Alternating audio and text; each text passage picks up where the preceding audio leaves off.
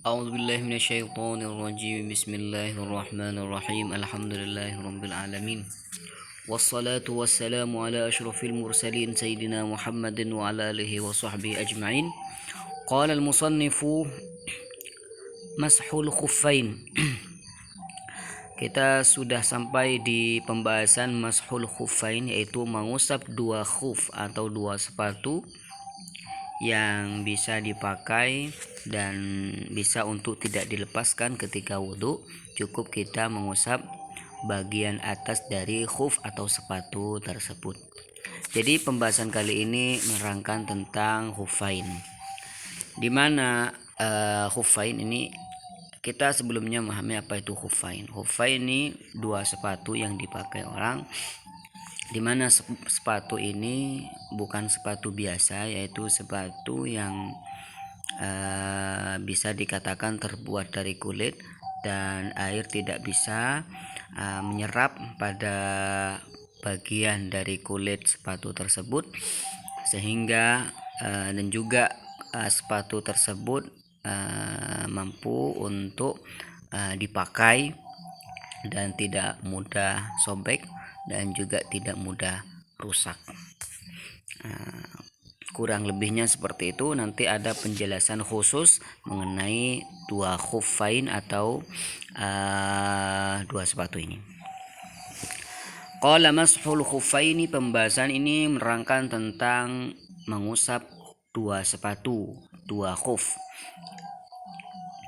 Mashul khuffain ini merupakan keringanan dari syariat. Jadi yang lebih afdal orang itu membasuh kedua kaki dibandingkan mengusap dua khuf. Tapi boleh orang itu mengusap dua khuf dan tidak usah membasuh kedua kaki. Boleh. Kalau mukim, orang yang menetap di rumah, tidak perjalanan kemana-mana, maka dia diperbolehkan untuk mengambil keringanan tersebut selama 1 hari 1 malam atau 24 jam.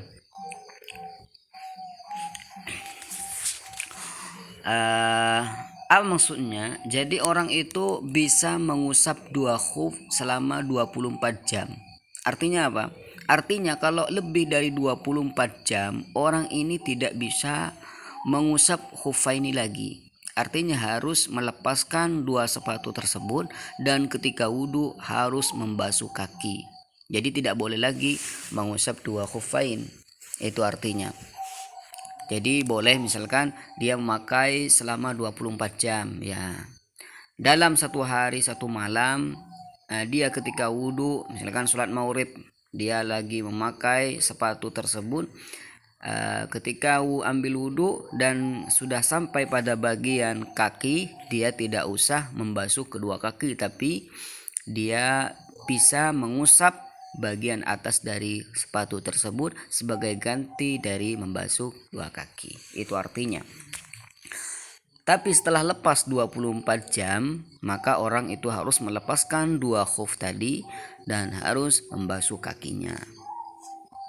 Jadi tidak boleh lagi lebih dari itu. Itu bagi yang mukim. Tapi kalau orang yang perjalanan bisa mengambil keringanan tersebut selama 3 hari 3 malam ya. Ini pembahasannya akan datang semua. Yajuzu mashu syai'in min zahiri a'lal khuffaini. Jadi diperbolehkan mengusap bagian atas khuffain ya, bagian atasnya doang ya. Jadi mengusapnya itu tidak harus bagian ini, bagian samping dan bagian bawah. Tapi itu juga dianjurkan ya, tapi tidak wajib. Yang wajib hanya bagian atas khuffain. Oleh karenanya dikatakan di sini yajuzu mashu syai'in min zahiri a'lal khuffain. Boleh hukumnya mengusap bagian atas dari dua sepatu. Jadi caranya kita ambil air, lalu ya agak kering sedikit, tapi ya kita ambil air, kita basahin tangan kanan kita, lalu kita letakkan di bagian atas sepatu ya, kemudian diusap seperti itu dari ujung jari-jari sampai ke mata kaki ya. kurang lebihnya seperti itu. Jadi bisa dipraktekkan sendiri. Tapi yang lebih afdol adalah dengan cara mengusap bagian atas dan juga mengusap bagian bawah dengan cara yang dicarakan oleh ulama. Tangan kanan itu ada di atas jari-jari kanan ya, jari-jari di ujung jari-jari. Kemudian kemudian tangan kiri ada di bawah tumit ya. Tangan kiri ada di bawah tumit ya, seperti itu. Kemudian tangan kanan itu dijalankan sampai ke arah atau ke posisi bagian betis sampai pada mata kaki, lalu tangan kiri dijalankan dari bawah tumit ke ujung jari-jari bagian bawah. Jadi mengusap bagian atas khufain ini badalan an ghaslir rijlaini, sebagai ganti dari membasuh dua kaki. Sebagai ganti, otomatis membasuh kedua kaki ini lebih baik daripada mengusap khufain, mengusap sepatu ini. Tapi diperbolehkan orang itu mengusap khufain fil wudu'i ya, fil wudu'i. Jadi kebolehan tersebut, kebolehan mengusap bagian atas dari sepatu sebagai ganti dari membasuh kaki, ini hanya diperbolehkan ketika orang itu wudu. Jadi kalau misalkan orang itu junub, maka tidak lagi dia diperbolehkan untuk mengusap bagian kaki. Jadi harus mandi semua badannya, seluruh badan itu harus terbasahi oleh air. Jadi tidak cukup diusap ya sepatunya, nggak cukup. Jadi yang hanya diperbolehkan di sini hanya wudhu saja.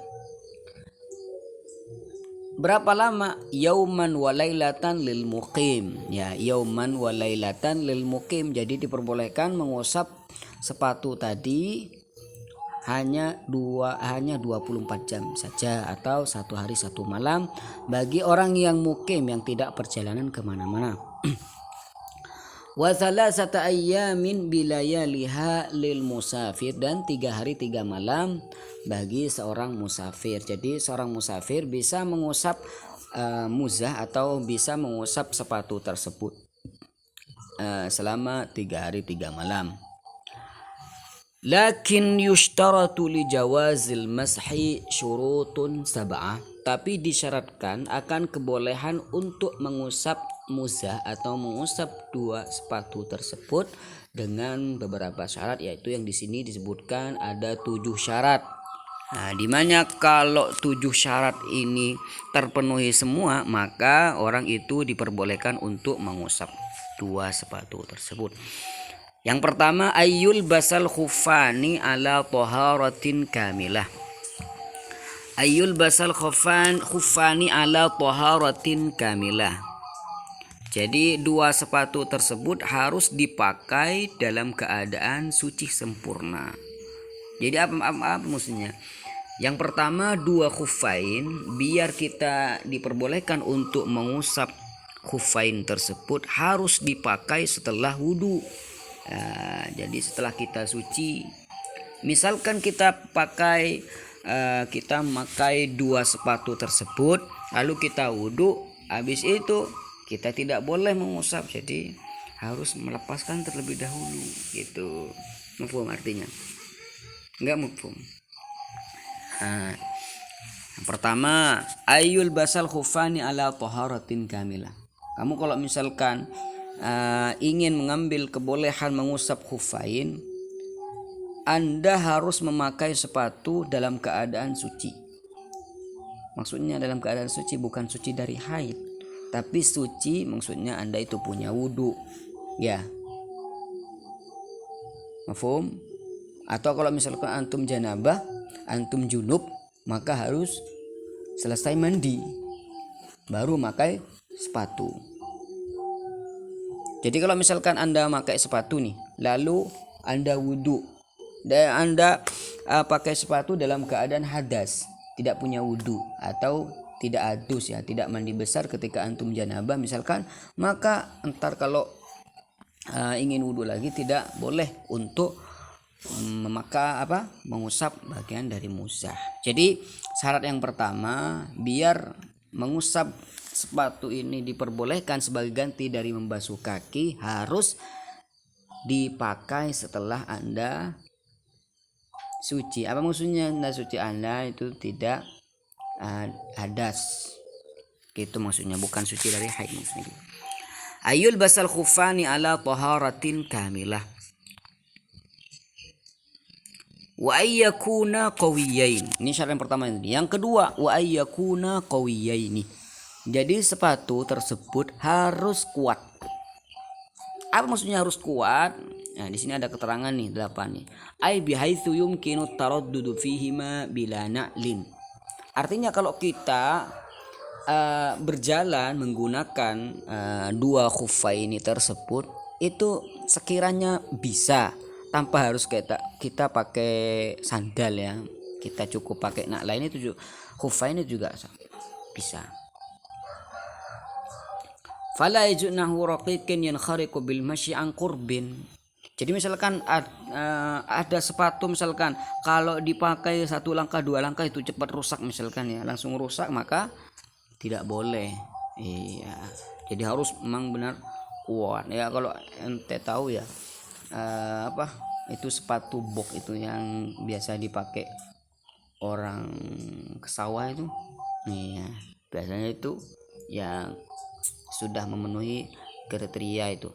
Wa ayyakuna qawiyaini wa ayyakuna mani'aini linufudhil ma. Jadi yang pertama tadi harus dipakai setelah punya wudhu. Yang kedua harus kuat. Jadi kalau cuma semisal sepatu sepatu ringan yang dipakai 1 langkah 2 langkah langsung rusak, langsung sobek, itu tidak bisa. Kemudian yang ketiga, ha'al yakuna mani'aini linufudhil ma. Harus bisa mencegah tembusnya air. Nah, jadi sepatu tersebut adalah sepatu yang anti air. Artinya air tidak bisa tembus masuk ke dalam. Ya kalau misalkan ya sepatu-sepatu yang dipakai anak-anak SD itu kan air kan masuk ya, enggak anti air itu. Jadi tidak bisa itu. Min ghairil kharzi ya, tapi airnya masuk lewat jahitannya. Tapi kalau misalkan lewat memang ada lubang-lubang yang khusus di sepatu tersebut, kan memang sepatu memang ada lubang-lubang khusus di dalamnya ya. Tanpa itu yang wa ayyakuna satiraini li mahallil fardhi. Kemudian syarat selanjutnya, 2 sepatu tersebut itu menutupi daerah yang wajib. Anggota yang wajib bagian kaki dari ujung kaki ya, dari ujung jari-jari sampai 2 mata kaki. Jadi 2 sepatu harus menutupi semuanya, dari ujung kaki, bagian bawah, bagian atas, sampai menutupi 2 mata kaki. Jadi kalau misalkan ada sepatu separuh ya nyampe pada pertengahan kaki, mata kaki tidak tertutup misalkan, maka tidak boleh kita mengusap sepatu tersebut. Kenapa? Karena sepatu tersebut tidak menutupi lengkap kaki dan mata kaki ya. Kemudian selanjutnya minal jawanibi wal asfal, dari bagian-bagian sisi ya, bagian-bagian samping dan juga bagian bawah harus tertutupi semua ya. Wa alla yahsula lilabisihima hadatsun akbar. Jadi orang yang memakai 2 sepatu tersebut harus tidak mempunyai hadas akbar, hadas besar, janabah. Artinya kalau janabah ya harus dilepaskan tuh sepatu ya, karena harus mandi. Jadi tidak cukup mengusap sepatu tersebut. Wa alla yadhhara syai'un min mahallil fardhi. Ya, ini bagian juga dari yang tadi, harus tidak tampak satu bagian pun dari yang wajib. dibasuh ketika wudhu. Ya, yang bagian yang wajib dibasuh dari bagian wudhu yang kaki ya.